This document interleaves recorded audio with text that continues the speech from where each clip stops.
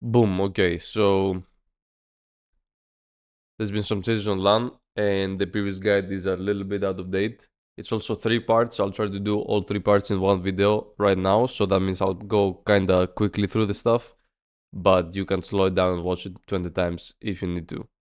All in all, Lahn is pretty decent, good in 1v1s, not the best. Decent in 3v3s, like really good in 3v3s, and as the scale goes higher, it becomes weaker. In 10v10 Guild League I've been playing, it sort of depends.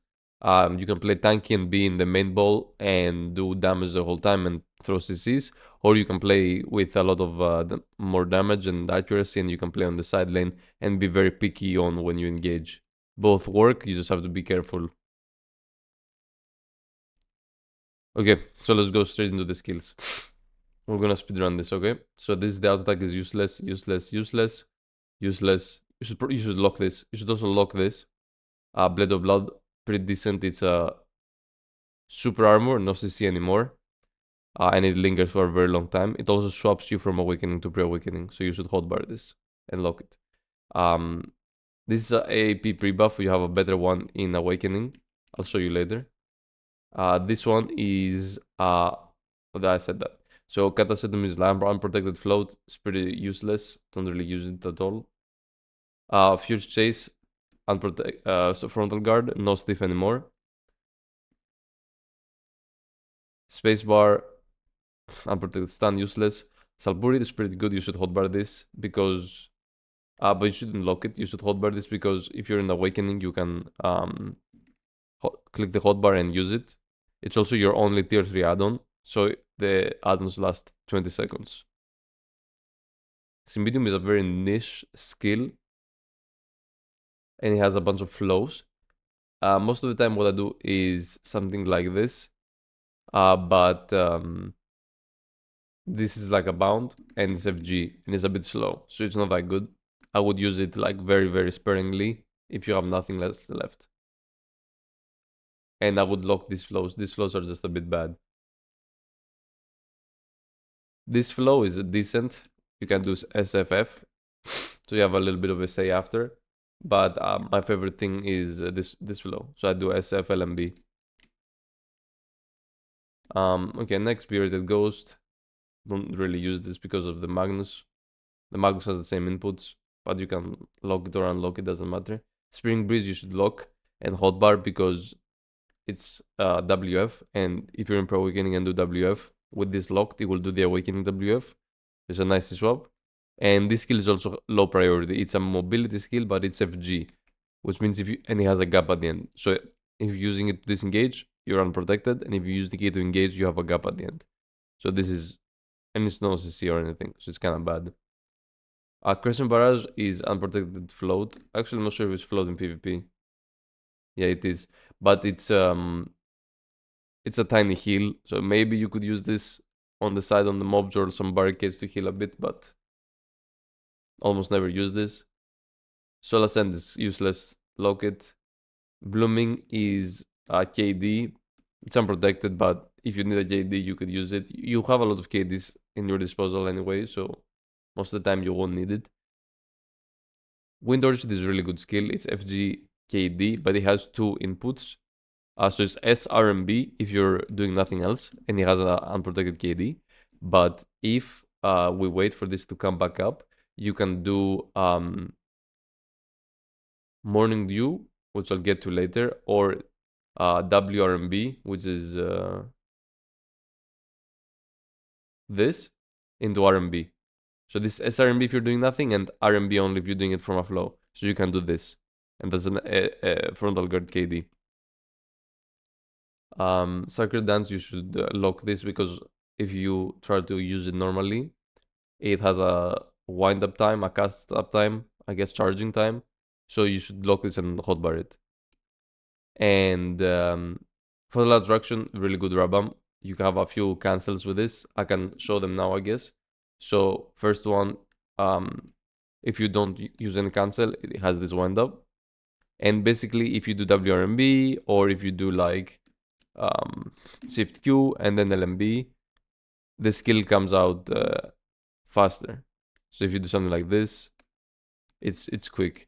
And you'll see me use this a lot in Awakening combos as well, because it has decent damage and comes out pretty quick. You wanna lock...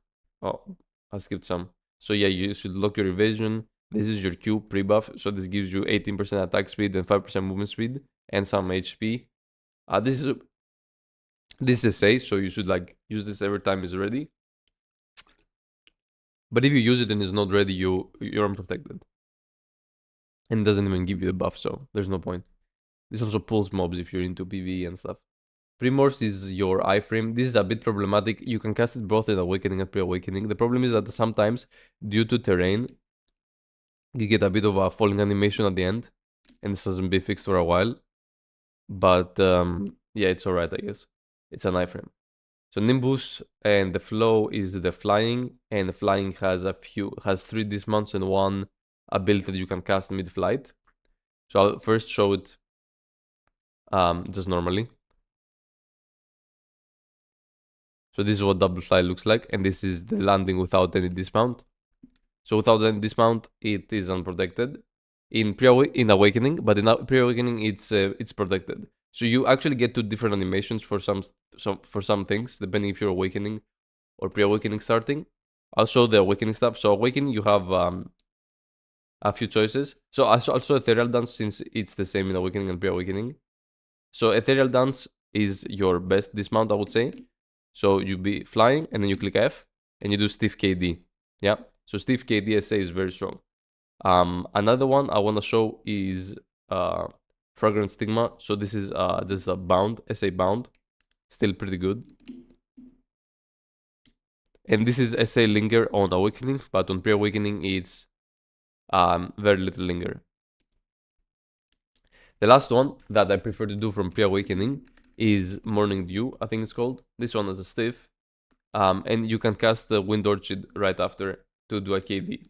And the range of this is like really surprising and catches a lot of people. So it's like this and like that. So you have to turn your camera a little bit, but you can hit behind someone's FG as well if you do it the way I did it. So I will show it as well in Awakening. It is a little different. And you get down and you need to do RCC a bit quicker because you don't have your R&B flow anymore, because this is a Pre-Awakening skill. You could hotbar it and cast it slowly with the unprotected animation, but it's really a waste. So these are the 3 dismounts.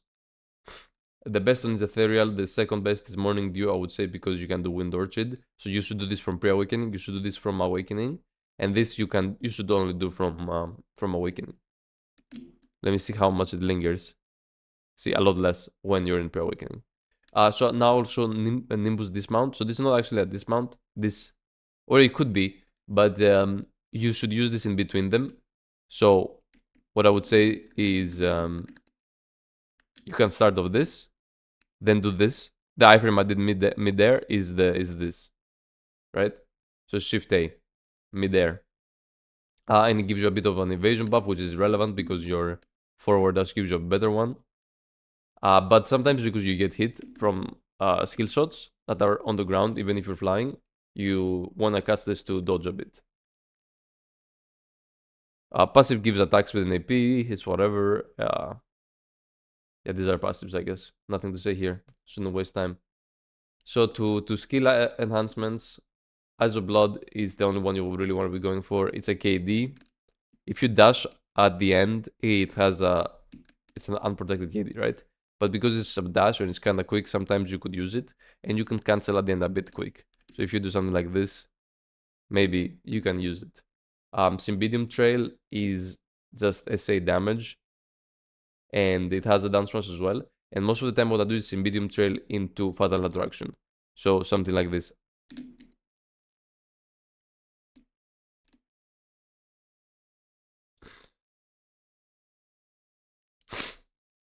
Last one is Sacred Dance of Souls. This is debatable which one you want to take. There's also a Stiff KD that moves you forward a little bit. I prefer to take the SA one because I find myself with enough CCs and KDs. So I just take this, an SA Linger, and it swaps you to Pre-Awakening as well. So Awakening, the E buff is very strong. So if you don't know, Lahn E buff gives you infinite stamina when it comes to these skills that are listed there. So the most common thing to do is just dash infinitely. So as you can see, dash, even though you might think it's an iframe, it's not. It's every other, like, so 2 essays, 1 iframe basically. And yeah, you don't spend stamina when you dash, but you also don't regen. So if you're at, like, let's say 20%, you'll stay at 20% unless you stop and regen. Grab is a bound grab. With the slow grab things, the range is like about this. Yeah. Bound grab, decent cooldown, not bad. LVS skill, useless. Auto attack. So this is a 7-second unprotected KD.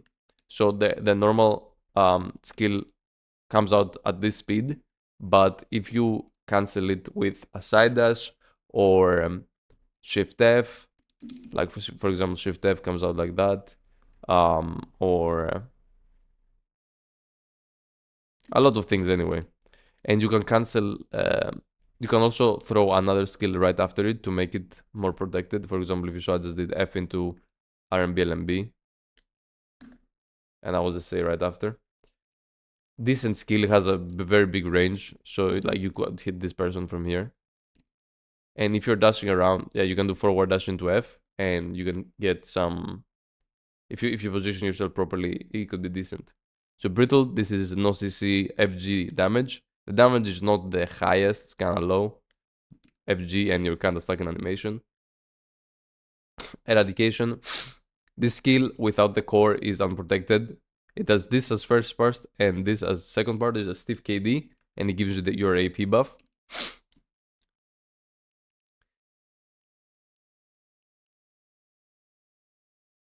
Very strong skill in my opinion, because it has a wide cone, so you could use it like this. So you would stiff someone behind their FG and then go behind them and KD them.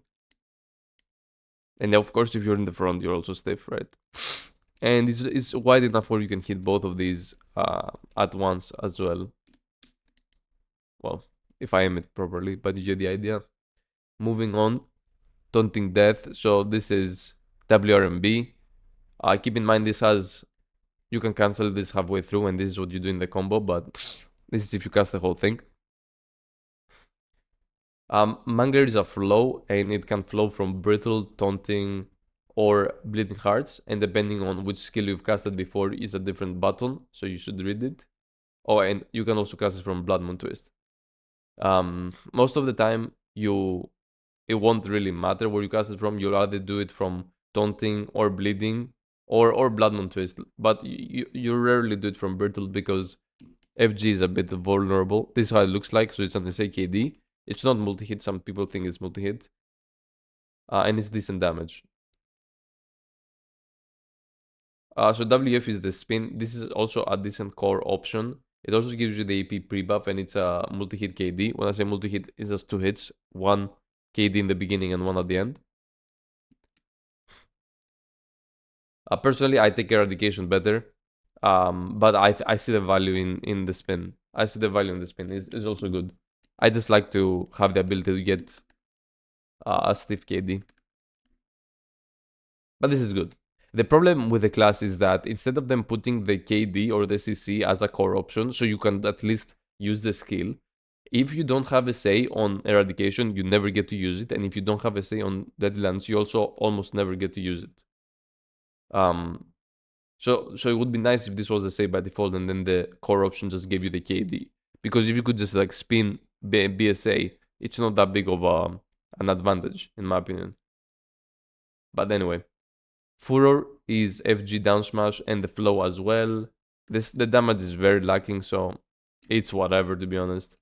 You heal at least, so that's good. You can hit some shies and heal. Tailspin Vice is like your highest damage. So yeah, this is Furor and Dancing with Dead, the flow. And then this is Tailspin Vice. SA damage, really high damage. Bloody Stride is your forward dash, HP, evasion. So this scales of movement speed, so you want to have a movement speed unknown and at least your Q buff. And this way you can like dash further. There I did shift Q accidentally, but yeah. Flailing Blade, this is also another 80%, 18% attack speed. Same with your Q. But this also has a FG and stiff. Phantom Dance, this is your side dash. You don't really want to spam this. This is what destroys your stamina. 250 and 0 cooldown. And if you get hit a lot, you get hit staggered and cast like 3 of them at the same time. As I said before, it's 2 SA, 1 iframe if you're fast, and if you're slowed, maybe one every other. Earthly Pain is almost useless. It has a minus DP, but it's unprotected and you would never get to do the whole thing. The whole thing looks like this, but you can do just this and do the minus DP. Blind Heart is your second minus DP. This is better, this is a Shade, and this also does bigger damage. Looks like that. And also, if you hold LMB, it does the Mangler. Or if you hold RMB, LMB, you hold both. Binding Chains is interesting. So this has a different animation depending on what you cast before. So if you casted Binding Chains by itself, it does this. And if you the second part is the Magnus, so you could do this into the Magnus. I'm pretty sure if I held the Shift Q, it would do the other attack too. So I guess this is the full Shift Q attack. And if you cast a different skill before, like this, Shift Q will do only the.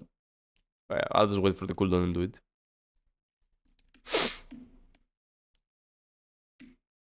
Yeah, like that. And this hit at the end is also a down smash.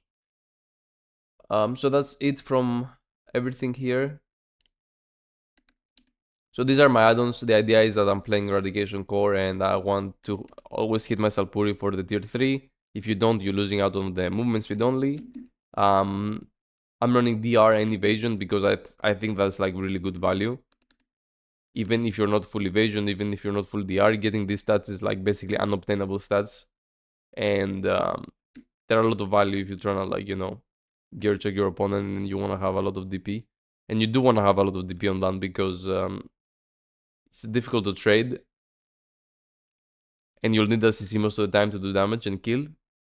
So you should invest into the defense. So now I'll show the combo. Most of your catches, your combo in the catches I'll show. So most of the catches are going to be the grab. The stiff KD. F from flying. And then from flying and pre-awakening also the KD from this. So almost always your combo will be one of the two. So I'll show first the grab combo. So what I will do, so write this down because I'm not gonna put animations already in the video. So it's grab, bleeding hearts, so RMB, LMB, taunting, BMT, mangler, tailspin vice, binding chains, and then 1 or 2 hits of furor. And there's some variations, of course. So grab is a bound, and you don't have time to cast your whole taunting death, right? So if you get a grab, a bound, you should do 2 hits of this, and then go into Blood Moon Twist Mangler. If it's a KD, you can cast full taunting, and then Blood Moon Twist Flow Mangler. Yeah. If you're in PvP and there's a lot of people in PvP, I'm in the group PvP, you want to skip BMT and go from taunting into mangler. Yeah, that way you don't have the unprotected gap. And then tailspin vice, and you can, instead of tailspin vice, binding chains, and then maybe you either do furor or you can do tailspin vice, binding chains, and then the fatal attraction. So I'll show you now. So the difference between furor or furor dancing with dead or Magnus, furor dancing with dead gives you the ability to reset. So I'm pretty sure on dummies you can always reset. So I'll show how the combo looks like if you get a grab. So it's this.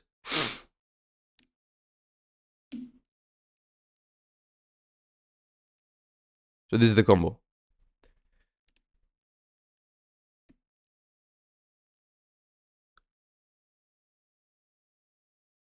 If you get a KD, you can do a longer taunting.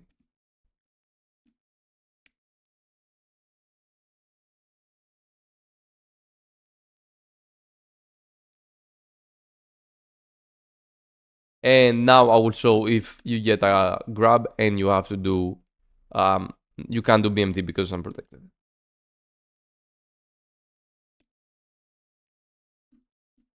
And also Fatal Attraction, yeah? Instead of Furor, I did Fatal Attraction and went away. So I didn't go for Furor and Dance Masses. The damage on Fatal Attraction is a little better, but you lose out on the opportunity to reset. And the difference is small enough where sometimes you should just go for the reset. Or reset chance. Because the damage is still comparable. Okay, so I guess I can show a few engages. So you could go in Pre-Awakening, engage like this, KD, side dash, bam, boom, boom. Something like this. So mobility on the class is pretty good, I guess. So you have the dash, your spin,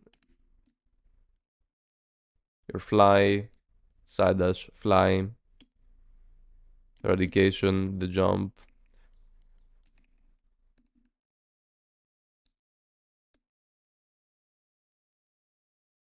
So if you were listening to what I said before, you should understand what skills I'm casting. Obviously, I'm running out of stamina here, but you get the idea. So I'll explain a bit the idea about the add-ons.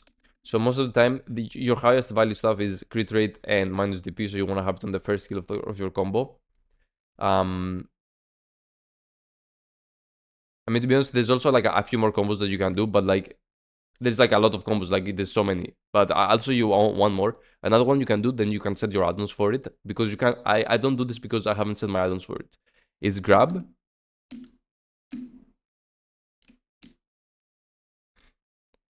This is also a good combo. The problem is you're doing unprotected Earthly Pain for the managed deep instead of bleeding. And then Tailspin Vice, which means you won't have Tailspin Vice down smashes for reset. So this is just like a worse combo, but you could do it. So I did Earthly Pain, Tailspin Vice, Blood Moon Twist Mangler, Bleeding Taunting.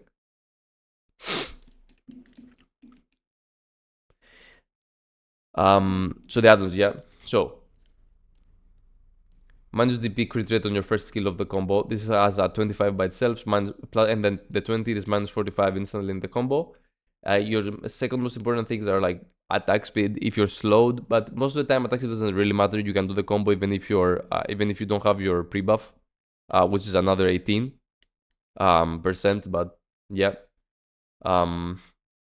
accuracy down attack. So accuracy and minus evasion are decent, but if you're fighting a DR target, these are not useful. So they are secondary in theory. Down attack is also, let's say, secondary. It's not the most important. And then I have a down smash chance on my last down smash skill. And a plus DP on it as well. You could go like bleed or something like that, or like crit damage. But I just don't see that much value in that. And then my Salpuri and Eradication, I always use my two skills. I use two skills for popping defensive or like popping add-ons that I use in neutral gameplay. So Salpuri, I like running add-ons on this because they last so long. So if you hit the Salpuri consistently, even if it's on Shies or DP targets, you have your pre-buffs for a very long time. And you shouldn't run Eradication add-ons, obviously, if you take the spin core. You should just run what I run here on your spin, if you want to do spin.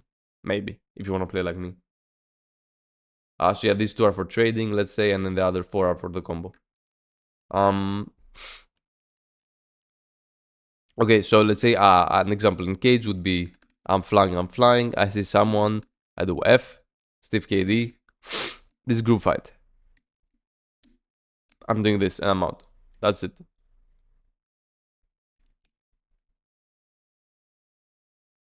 Another one, I see like a target on the side.